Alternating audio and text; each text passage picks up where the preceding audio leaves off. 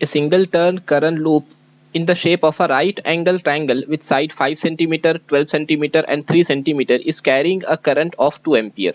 मान लेते हैं कि ये हमारे पास करंट कैरिंग लूप है राइट एंगल ट्रायंगल के शेप में।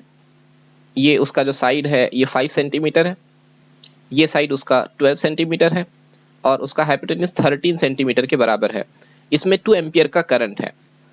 The loop is in a uniform magnetic field of magnitude 0.75 Tesla, whose direction is parallel to the direction of current in the 13 centimeter side of the loop. मान लेते हैं 13 centimetre की जो side है उसमें direction of current ऐसा है, ये 2 एम्पियर का करंट बह रहा है। उसने कहा है कि 13 सेंटीमीटर के साइड में जो करंट का डायरेक्शन होगा वही मैग्नेटिक फील्ड का भी डायरेक्शन है। मतलब ये हुआ डायरेक्शन ऑफ मैग्नेटिक फील्ड, जिसे हम बी कहते हैं। ठीक है, और बी का वैल्यू कितना है? मैग्नेटिक फील्ड का वैल्यू दे रखा है 0.75 टेस्ला। अगर यहाँ 13 सेंटीमीटर में 2 एम्पियर का करंट कुछ ऐसे बह रहा है तो 5 सेंटीमीटर में डाउनवर्ड डायरेक्शन में होगा और 12 में इस तरफ होगा और इक्वल अमाउंट का करंट फ्लो करने वाला है।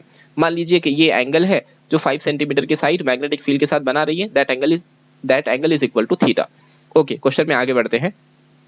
The magnitude of the magnetic force on the 5 centimetre side will be x by 130 newton. तो हमको x की वैल्यू मालूम करना है। इन शॉर्ट हमको मालूम करना है कि 5 सेंटीमीटर साइड पर मैग्नेटिक फील्ड की वजह से कितनी फोर्स लगती है। उस फोर्स का फॉर्मूला हम जानते हैं BIL sin थीटा। ठीक है, मैग्नेटिक फील्ड कितनी है जी? मैग्नेटिक फील्ड का इंडक्शन दिया हुआ है 0.75। करंट कितना बह रहा है वहां से? करंट की वैल्यू है 2 एम्पियर। लेंथ की वैल्यू कितनी है? 5 सेंटीमीटर, यानी 5 into 10⁻⁻2 into sine theta as it is.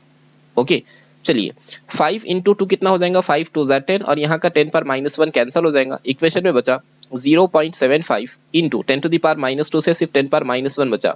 और साइन थीटा को यहाँ से देखेंगे तो साइन थीटा हो जाएगा ऑपोजिट बाय हाइपोटेन्यूज। ऑपोजिट कितना है?